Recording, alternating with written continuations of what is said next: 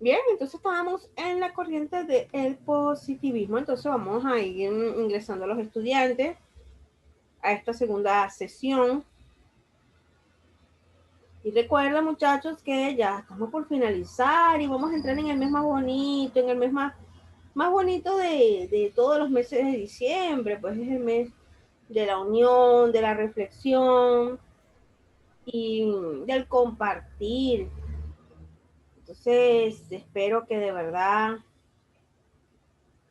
puedan ustedes pasar unas hermosas navidades. Entonces vamos a seguir con nuestra clasecita y nos vamos a la siguiente corriente. Nos vamos al neopositivismo. Ok, a ver si tengo que estar revisando si tengo el micrófono activo. Entonces dentro del neopositivismo tenemos que es la visión filosófica nacida del empirismo, es decir, casi todas estas filosofías nacen del empirismo. Pues en experiencia del Círculo de Viena, cuyos miembros más representativos durante las persecuciones antisemitas en Europa emigraron a los Estados Unidos y a Inglaterra, donde se desarrollaron sus ideas. Y a modo de expandir un poquito más esta corriente, también se le denominó empirismo lógico. O sea, al neopositivismo también se le conoce como el empirismo lógico. Ojo con esto porque te puedo preguntar a ti en el examen final cómo se le denominaba también el neopositivismo y entre las opciones va a estar el empirismo lógico. Entonces también se le denominó así y es una corriente filosófica de la ciencia que limita la validez del método científico al empírico y verificable. Y es que esta limitación está conocida como el verificacionismo, que prohíbe inducir una regla general a partir de observaciones particulares. Pues este empirismo lógico o neopositivismo surgió en el primer tercio del siglo XX y hace mención a lo que es la experiencia del Círculo de Viena, pues se suele considerar que esta filosofía alcanza su edad adulta en los años 1920. Ay, vamos a ingresar aquí a los estudiantes. Vamos a ver, ¿qué más me falta? Va ingresando Guido. Muy bien. Entonces, por acá seguimos que con la aparición de este Círculo de Viena se encuadró un nutrido grupo de filósofos como Rudolf Carnap, Otto Neumann, Hans Hahn, Kurt Gulde, Wilhelm King y a imitación del de Viena tuvo también un círculo llamado también de Berlín. Entonces, este círculo fue un grupo de científicos y filósofos que se dieron continuidad y la mayoría de los componentes del Círculo de Viena emigraron a otros países a partir del año de 1933 tras la llegada del nazismo. Entonces, se mencionaban personalidades como, dentro de este Círculo de Viena se mencionaban personalidades como Locke, Hume, y otros mencionaban a Karl Marx por su tratamiento científico de la historia, a Leibniz o Leibniz por sus matemáticas y su lógica, y también consideraron precursores pero sin contar con su metafísica, pues el neopositivismo o el empirismo lógico también este, utilizaron metodologías empíricas y dentro de estas dentro de esto que se desarrollaron esta metodología tenemos a Helmholtz y parte de ellas a Pierre Duen. Entonces, este círculo de Viena se encontraba, entre otros, también teníamos a Rudolf Carnap y Gödel, que nunca llegó a compartir las tesis positivistas del círculo, pero finalmente demostraría al formular su famoso teorema de incompletud, que él señala que incompatible puede ser con ciertas tesis de las filosofías como las matemáticas sostenidas, y redactó problemas futuros de las matemáticas y entre otros. Es un círculo como de pura gente, la pura gente de esas corrientes filosóficas, como muy selectivos. Imagínate las conversaciones como se dieron. Luego tenemos una corriente denominada existencialismo, y que este existencialismo persigue el conocimiento de la realidad a través de la experiencia inmediata y de la propia existencia. De todas formas, no se ha desarrollado una teoría precisa o exacta que define claramente este concepto. Y aquí hay algunos amigos en educación que parten de estas corrientes, menos su servidora. Entonces tenemos acá que esta corriente filosófica sostiene que la ciencia procede a la esencia y que la realidad es anterior al pensamiento y la voluntad a la inteligencia. Pues los filósofos existencialistas se centraron en el análisis de la condición humana, la libertad y la responsabilidad individual, las emociones, así como el significado de la vida. También sostiene que el punto de partida del pensamiento filosófico debe ser el individuo y sus experiencias. Y sobre esta base, los existencialistas sostienen que la combinación del pensamiento moral y el pensamiento científico son insuficientes para entender la existencia humana. Entonces, aquí me voy a tomar a modo de una broma feminista, y es que dicen que a las mujeres nadie nos entiende. ¿Quién comprende a las mujeres?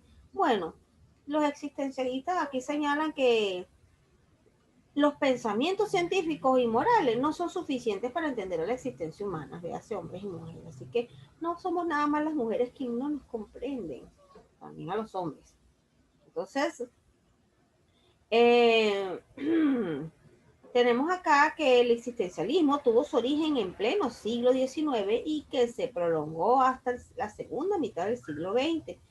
Y los existencialistas más influyentes fueron, te voy a nombrar nada más algunos, pues estuvo Sartre, estuvo Karl Jasper, estuvo Gabriel Marcel y Martin Heidegger. El Heidegger y Friedrich Nietzsche, entre otros conceptos, tenemos que nunca existió un acuerdo general sobre la definición del existencialismo, pues el término a menudo es visto como una conveniencia histórica que fue inventada para descubrir a muchos filósofos una parte como después de haber muerto. Sabes que mayormente cuando la gente muere dicen, ay, él era muy bueno, y sacan sus cualidades. Bueno, una vez que murieron sus precursores, señalaron que el existencialismo, bueno, él era una corriente importante y que era muy buena, y empezaron a sacar las cualidades dentro de ellas de él. Entonces, en líneas generales, se puede decir que el existencialismo busca una ética que supere a los moralismos y los prejuicios. Y esto es al observador, puede resultar algo contradictorio. Entonces, señala aquí esta corriente que busca el conocimiento a través de la realidad, de la experiencia inmediata. Entonces, dice que algunos consideran que el existencialismo en sí atraviesa a toda la historia de la humanidad. Y un ejemplo es la que surgió la epopeya de Gilgamesh, que se encuentra planteamientos llenos de angustia, esperanzas, duelos, melancolía, y entre otras cosas que luego reiterará siempre el existencialismo, ya que sus temas son capitales para cada ser humano. Entonces señala esta corriente que usted adquiere el conocimiento de la realidad y de las experiencias que ustedes tienen. Entonces, vamos a decir que sí, claro, usted pone en práctica lo que usted aprende, pero también lo que usted hace lo lleva a adquirir un conocimiento. Por ejemplo, si usted nunca ha hecho un trabajo, vamos a llamarlo, usted nunca ha hecho un multimedia, pero a partir de esa experiencia de la construcción de un multimedia, usted va a indagar, va a buscar cómo se hace un multimedia, un contenido multimedia para acá y bla, bla, bla, bla, bla. Así como usted cuando se pone a editar video, usted no lo sabe hacer, pero usted busca la manera y entonces esos conocimientos los estás agarrando de la propia realidad y de la experiencia que tienes ahí en mano, la que estás haciendo. Entonces, en esto se rige la corriente del existencialismo. Y por acá, vamos a quitar esto de aquí, vamos a subirlo. Ajá. Por acá tenemos el estructuralismo.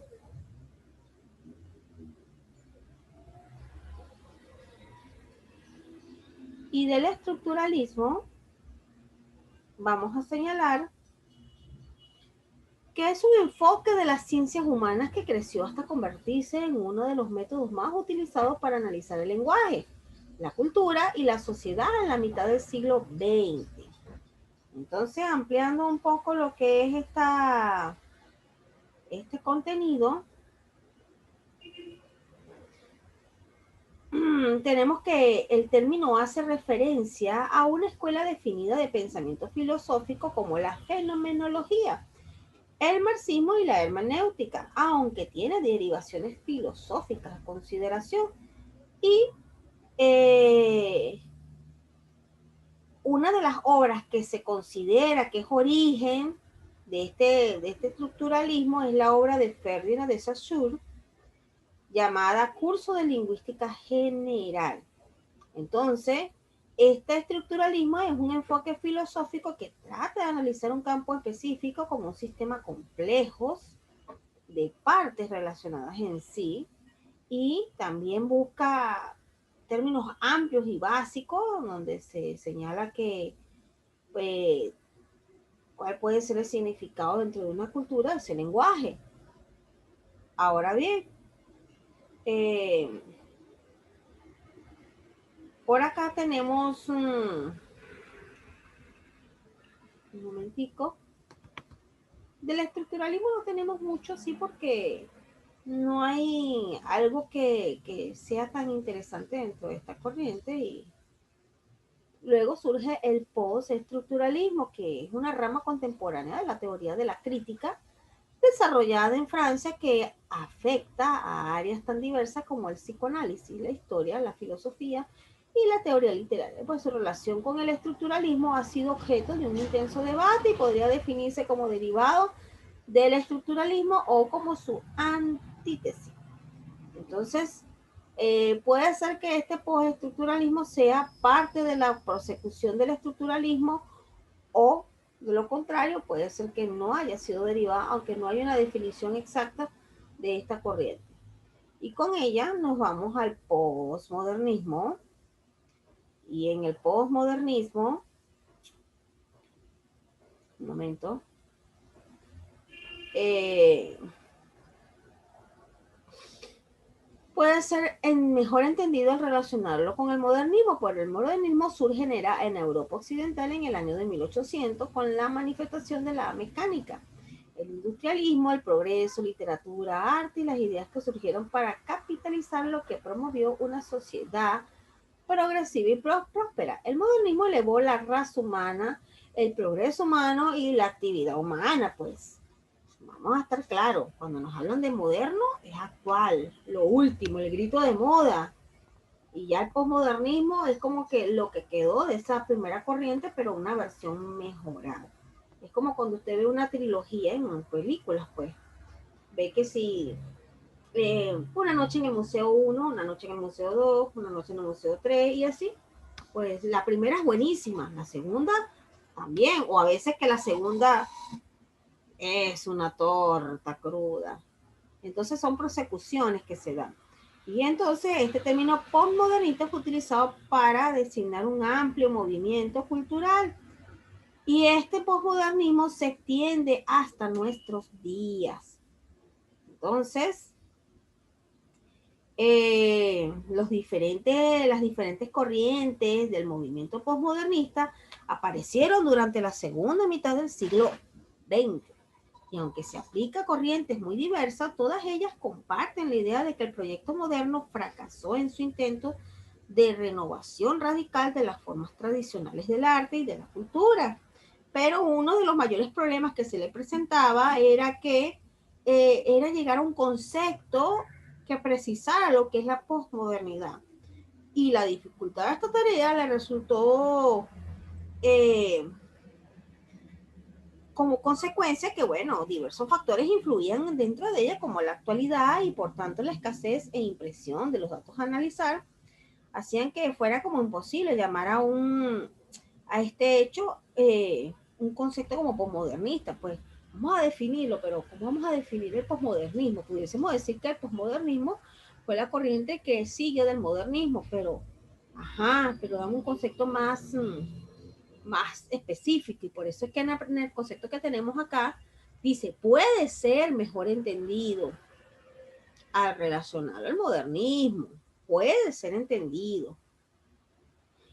Y entre las características que tenía este posmodernismo es que la filosofía oriental, como el dualismo, excluyó el pensamiento de ciertas perspectivas y cuestiona los textos, pues los posmodernos también afirman que los textos históricos, literarios o de otro tipo no tienen autoridad ni objetividad para revelar la intención del autor, ni pueden decirnos qué sucedió en realidad. Tenía también giros lingüísticos, la verdad como perspectiva, pues la verdad es cuestión de perspectiva o contexto más que algo universal, pues no tenemos acceso a la realidad, a la forma en que son las cosas, sino solamente a lo que nos parece ver nosotros. Entonces señala que esta corriente posmodernismo es la que nosotros vivimos hasta hoy en día.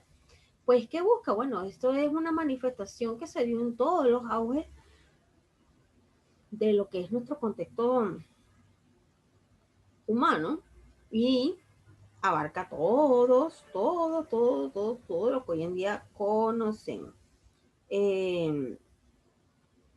Tenemos acá el ejemplo de John Watty Chapman, quien designó como modernismo una corriente pictórica que intentaba superar las limitaciones expresivas del impresionismo sin recaer en el convencionalismo. Y entonces, puedes observar esa figura que tienes ahí en la lámina, y entonces son obras que surgieron en esa época de 1800. Imagínate, el modernismo surge en la época occidental de 1800 y permanece hasta nuestros días. O sea, ha ido evolucionando en todos los aspectos, en la industria, en el progreso de la literatura, en el arte, en las ideas. Los pensamientos de esa época no son los mismos pensamientos de esta época. Imagínate que tengamos esos pensadores ahorita de esa época en nosotros. Wow, no sé cómo sería el mundo. Entonces, por acá ya nos quedan 20 minutos de clase, y es que a mí me encanta dar las asignaturas ya cuando son las 10:40 que me toca la siguiente sesión, ya como que, ay, qué sabroso, el tiempo pasa rápido, ¿verdad? Y bueno, vamos culminando. Entonces, por acá tenemos mencionar al señor en el existencialismo, vamos a mencionar al señor Heidegger. Pues Heidegger es el autor de Ser y Tiempo. El punto de partida de su filosofía fue reflexionar sobre el ser. Sin embargo, ello lo lleva a un análisis de la existencia humana. El hombre que está allí, ese hombre que está en ese mundo, ese hombre que es incomprendido. Entonces, lo que define al hombre es su provisionalidad, la posibilidad de realizar sus potenciales infinitas. Al elegir una posibilidad, el hombre existiendo y a la vez va limitando el campo de sus posibilidades existenciales. Ya va un momentico que se me abrió el Zoom. Muy bien. Entonces,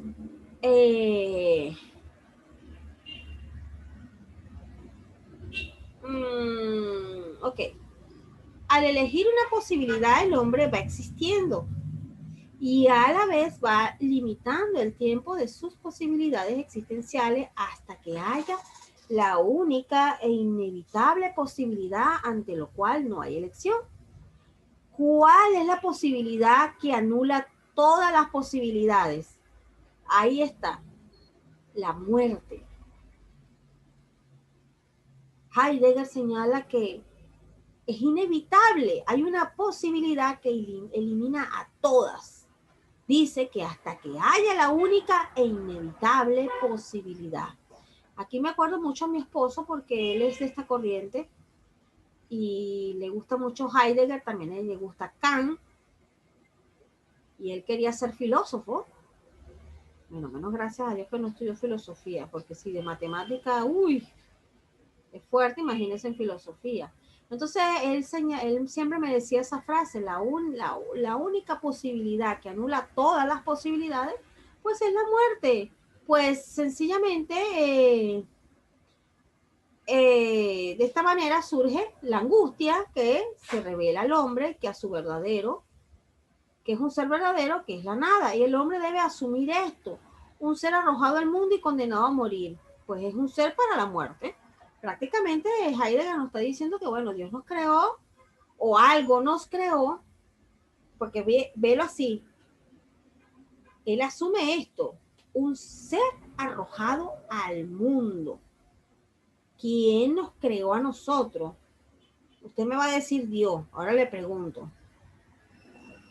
Eso sucedió con Adán, pero usted no lo creó Dios. Usted fue producto del amor de papá y mamá. ¿Ve? No me venga a decir que usted lo creó Dios. Fue producto de mamá y papá. Dios lo creó a Adán y Eva, según la Biblia. Según la Biblia, ¿no? Entonces, aquí vamos a ampliar un poco el tema con Heidegger. Pues, este Heidegger tenía estos pensamientos que prácticamente el hombre fue como algo que sacaron por ahí y bueno, quédate allí que vas a sufrir y todo y a la final, bueno, estás para morirte. Wow, eso está como las gallinas en eso está como las gallinas en el matadero, ¿verdad? Ay, nacieron los pollitos, crecieron, chévere, pero ¿cuál es su destino? Wow. El destino es que, bueno, lo tenemos en la mesa para comernos, ¿ves? Entonces aquí tenemos, vamos a ampliar un poquito lo que es con Heidegger, porque este tema de él me encanta. Y es que este señor Heidegger dice que describe a la muerte como la posibilidad más propia del ser humano, pues la muerte de los otros no deja lugar a dudas para el filósofo alemán acerca de la muerte como tal. Entonces, puedo sacrificarme para salvar a alguien, pero no puedo todavía morir la muerte de él o ella. Y él o ella no pueden morir la muerte mía. Yo no puedo decir, ay, no, la muerte mía se la voy a pasar a Jorge. Jorge dirá, Naguará, el más salado. Se la voy a pasar a él. Pero Jorge no puede decir, ay, no, la muerte mía, la muerte que me pasó mi hija a mí, la mía a mí se la voy a pasar a Yanela. Y así como que nos estamos tambaleando la muerte, ¿verdad? Por eso dice, ¿puedo sacrificarme para salvar a alguien? Uno puede salvar a alguien, claro que sí, porque de repente mira que se necesita un riñón para dárselo a X persona y uno puede vivir sin un riñón, eso sí, puede vivir sin un riñón, pero te tienes que cuidar bárbaramente, porque usted tiene un solo riñón, así que piénselo bien, si usted va a algún día llevar un riñón. Entonces, sí podemos ayudar a otras personas a salvarse, ¿verdad que sí? Sí podemos. De repente la persona se quería lanzar del piso 7 y uno ay, lo ayudó, lo atajó, no sé, lo evitó. Pero no puedo todavía morir la muerte de él. O sea, no puedo decir, Jorge, dame tu muerte para mí y yo te voy a dar mi muerte para él. Pues la muerte más bien individualiza al ser humano, incluso más de lo que la vida del ser humano lo hace. Entonces, puedo compartir, puedo compartir las opiniones de los demás. Yo puedo compartirlas. Puedo, ay, sí, mira, voy a hablar lo que están diciendo ahorita de aquello. Yo puedo emitir un juicio, puedo emitir una opinión, claro que sí, la eh, puedes opinar sobre algún tema en particular. Pero, ¿en qué medida la muerte es pensable o imaginable? Sin duda, esto es parte de un tema central de la filosofía existencialista. Y esto supone el miedo a la muerte y a la superación de dicho temor que es filosóficamente pertinente desde Sócrates, quien sugiere en la Apología de Platón que una relación virtuosa con la muerte significa ante todo reconocer nuestra ignorancia acerca de ella. En la literatura moderna y en la filosofía, la muerte aparece como un problema que el ser se suma importancia para nosotros y se encuentra fuera de nuestra experiencia y conocimiento.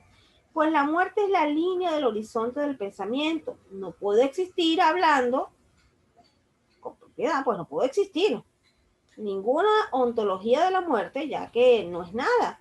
Y entonces tenemos, sin embargo, la muerte es el concepto que define esta ontología de Heidegger sobre el ser humano, dado que nos habla de la existencia del ser, que fuimos arrojados prácticamente aquí al mundo para morir. Y la muerte siempre está con nosotros. Entonces, usted puede tener todos los proyectos que usted quiere en su cabecita. Yo voy a ser ingeniero, yo voy a ser médico, yo voy a ser... Y voy a preparar y voy a salir. Pero la que te anula, la que te agua la fiesta o te agua el guarapo, es la muerte. Porque ¿qué pasa si de repente la persona, vamos, ahora sí no voy a poner ejemplos ninguno de ustedes. Vamos a suponer que ustedes van a viajar. No, ustedes no, dije que no los voy a colocar en estos ejemplos. El sujeto X tiene una entrevista de trabajo y él está casi seguro, casi seguro que él va a quedar en esa entrevista porque tiene un perfil adecuado. Y él queda y le ofrecen el puesto de la gerencia de la cadena de alimentos Plaza Vea. ¡Wow! ¿Verdad que sí? Mira, vas a ganar, ese sujeto X, ¿no? Vas a ganar tantos soles, vas a ganarte 5,000 soles por gerenciar. ¡Wow! Y ese sujeto empieza a hacer planes. Ay, llega a la casa. Voy a hacer con estos 5,000 soles y mi primer salario, así como la canción de Mi Primer Millón, que dice, ya quiero salir de esta bicicleta. ¿Ves? Salir a rumbear sin pensar en la cuenta. Y se hace ay, una mente y wow, y empieza a surgir. Qué sabroso, ¿verdad? Pero, ¿usted sabe quién le puede aguar la fiesta a ese sujeto X? Imagínate que el primer día de trabajo, el sujeto X, que ya con todos sus planes ya redactados, porque es un sujeto organizado, disciplinado, que lleva una agenda estricta de todos sus movimientos, salió, no se percató bien porque andaba tan entusiasmado, que pasó la luz y ocurrió un trágico accidente donde falleció el sujeto X. ¿Quién le anuló todo ese proyecto? La muerte. Por eso es que Heidegger señala que la única a la cual es inevitable, no hay elección, es la muerte. Yo no puedo decir, ay, tengo gripe. Ay, ¿será que escojo morirme? No.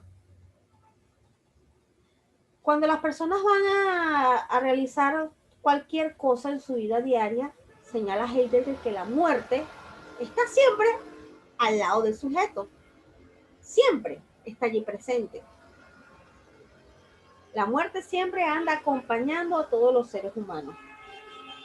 Porque en el momento que el sujeto se descuida, la muerte va a aprovechar. La muerte está esperando cualquier cosita, así como la película Destino Final.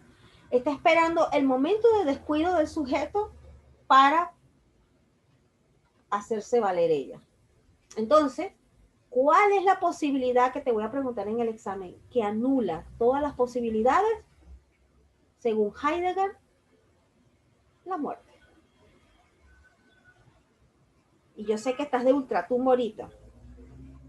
Estás así como que, ay, la mía está hablando de temas que me dan mucho miedo.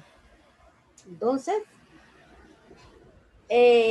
prácticamente para Heidegger, volvemos a señalar que nosotros fuimos arrojados al mundo, si estamos condenados a morir, y eso lo decía yo en las clases de la semana pasada, no me recuerdo qué grupo, si eran ustedes o segundo, donde hablamos acerca de estos temas de la muerte, hablábamos de quién, o sea, la condición que tenemos todos los seres humanos. Si usted es rico, si usted es pobre, clase media, media clase, si usted es gordo, si la persona es alta, vamos a hablar de personas, no de ustedes, si es delgada, si es rubia, pelirroja, cabello negro, si es de provincia, si es de Lima, si es de Venezuela, Ecuador, Paraguay, Uruguay, China, Indonesia, Oceanía, si tiene carro, si no tiene carro, si tiene moto lineal, si no tiene moto lineal, mototaxi, lo que sea, si tiene negocio, no tiene negocio, si está sano, si está enfermo. ¿Usted sabe cuál es el destino de todos los seres humanos? Y el mismo Heidegger lo acaba de decir. El destino de todos los seres humanos es morir. De eso, muchachos, ninguno nos vamos a escapar. Ni el mismo Walt Disney, que según señalan, está congelado esperando ser revivido alguna vez. Hasta criogenizado. Entonces, con Heidegger nos vamos a despedir de esta corriente un poco fúnebre, pero vamos a ser conscientes o vamos a analizar muy bien si realmente Heidegger tiene razón en algunas cosas. Pues para mi criterio, Heidegger sí tiene razón en algún aspecto, que es el que señala que, bueno, sencillamente es algo inevitable la muerte nos acompaña toda y que no podemos transferirnos la muerte. Ay, mira, yo me voy a morir dentro de 20 años, pero te la voy a pasar a ti. Eso no se puede hacer. Eso no está como que yo le diga a Yanela, mira, préstame tu pantalón. Primero, Yanela es más bajita que yo. Vamos a empezar por ahí. Es más bajita que yo, así que tus pantaloncitos, tus jeans no me van a quedar a mí. Si yo te presto los míos, Yanelita, se te van a caer. Porque, usted sabe por qué no. Estos días, aquí a medida de salir un poco del tema funeral, para que se puedan congraciar un poquito, me obsequiaron unos jeans, pero había dos problemas. Yo mido 1,70, aunque usted no lo crea. Y la persona que me regaló el jean medía como 1,60. Chiquitita. Casi la misma contextura que yo en cuanto a volumen de pierna, de cadera. Pero había el segundo problema. Y el segundo problema, muchachos, para que se vean un poquito, es que el jean de los mulos para arriba no me subía. Razonable, ¿no? Ya me entienden. Obvio la respuesta. Así que el pantalón, el jean, tuve que sé qué hace la otra persona. Me gustaba, estaba muy bonito. Me subía, pero aparte de que me quedaba muy cortico, no me subía por otra causa más.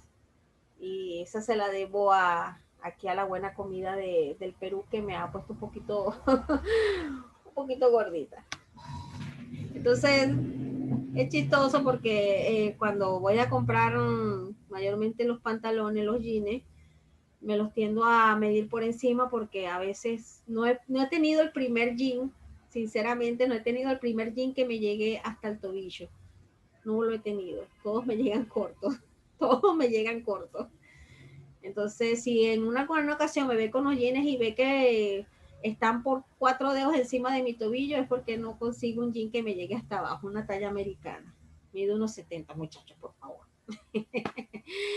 Entonces, bueno, chicos, la clase de hoy ha sido estas corrientes que, ay, Dios mío, nos han puesto así como de cabeza, ¿verdad? A pensar y a meditar.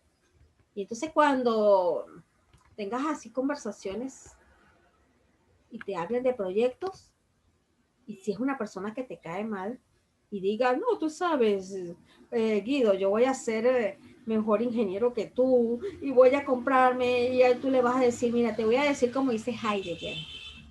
Heidegger señala que eso que tú estás planteando, tus posibilidades de avanzar en la vida, te las puede anular otra. ¿Quién? ¿Tú, Guido? No.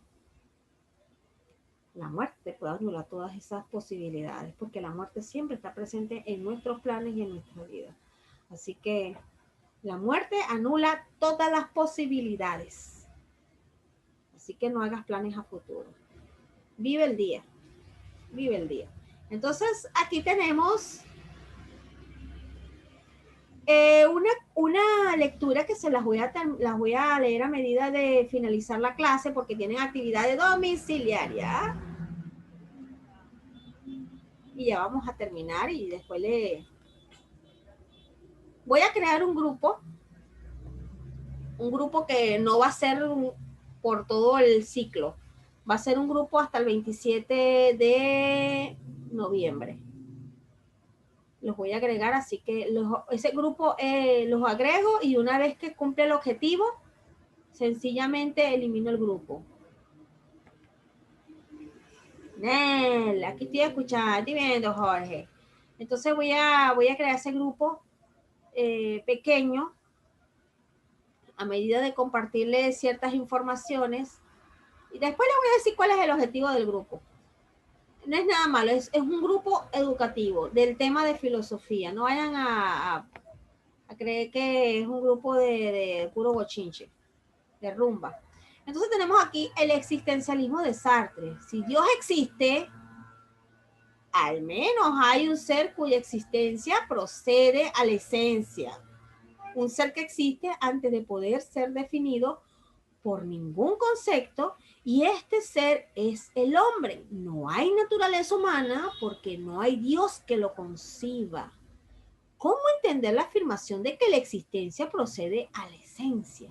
Y para explicarlo con claridad, Sartre nos ofrece una serie de ejemplos. Supongamos que un objeto fabricado, un cortapapel, es evidente que este objeto ha sido fabricado por un artesano que se ha inspirado en un concepto que representa el libro o al cortapapel y a una técnica de reproducción que sirve de forma de que también el concepto me perdí un poquito. Inspirado por un concepto que representa el libro o el cortapapel y a una técnica de reproducción que también forma parte del concepto, ya que es difícil entender que alguien fabrique algo sin saber para qué va a servir.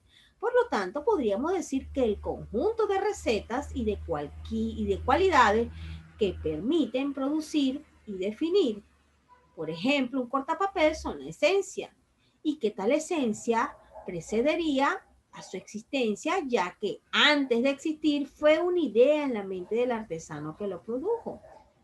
Vamos a que avanza un poquito. Otro de los ejemplos utilizados por Sartre tiene por objeto a Dios. Existen muchos tipos de filosofía que piensan que la voluntad sigue el entendimiento. Y en este contexto, el mundo, por ejemplo, antes de ser creado y existir, estaría en la mente de Dios, que es la esencia. Con lo que, en este caso, la esencia también procedería a la existencia. Según Sartre, esta idea seguiría estando presente en filósofos como Diderot, Voltaire o Kant. Y según ellos, el hombre sería poseedor de una naturaleza humana. Tal naturaleza se encontraría presente en el hombre. Ello implica que todos están sujetos a la misma definición y poseen las mismas cualidades básicas o, con otras palabras, la misma esencia determinada y procedente a la existencia. Pues bien, el existencialismo ateo que Sartre representa declara que, dado que Dios no existe, hay un ser en que la existencia precede a la esencia y ese es el hombre. Sobre la base de todo lo establecido hasta ahora, podríamos preguntarnos de nuevo qué significa la afirmación que la existencia precede a la esencia. Pues significa, según Sartre, que el hombre empieza a existir, y es decir, se encuentra y surge en el mundo, y después es cuando se define y se hace. Según el existencialismo, el hombre comienza por no ser nada. Solo será después y será tal como se haya hecho. Como decía Antonio Machado, caminante no hay camino, se hace camino al andar. Del mismo modo, para el existencialismo de Sartre no hay naturaleza humana porque no existe ningún Dios que haya concebido en su esencia. Esto implica que será lo que él quiera ser. Entonces, De repente te parece confuso. Pues si nos vamos al ejemplo del portapapel, pues nos hace referencia a que nosotros los seres humanos tuvimos que haber sido la idea de algo para poder existir y que ese algo tenía que preceder de naturaleza humana. ¿Ve? Porque Dios es la esencia. Entonces dice que antes de ser creado y existir, estaríamos en la mente de Dios, que es la esencia. Con lo que en este caso la esencia también procedería a la existencia. Entonces, Diderot, Voltaire y Kant señala que el hombre sería poseedor de una naturaleza humana. Entonces, con ello nos vamos a que todas las ideas que nosotros tenemos en nuestra mente son ideas que tenemos encerradas aquí y que cuando nosotros las ejecutamos y las ponemos en evidencia, se convierten ¿en qué? En hechos ya concretos. Entonces, muchachos, van a hacer la actividad domiciliaria que va desde la página 75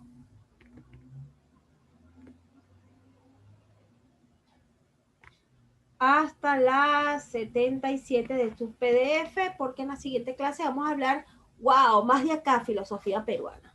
Entonces, muchachos, nos vemos el día lunes para la penúltima clase. Así que váyase a su break y nos encontramos luego.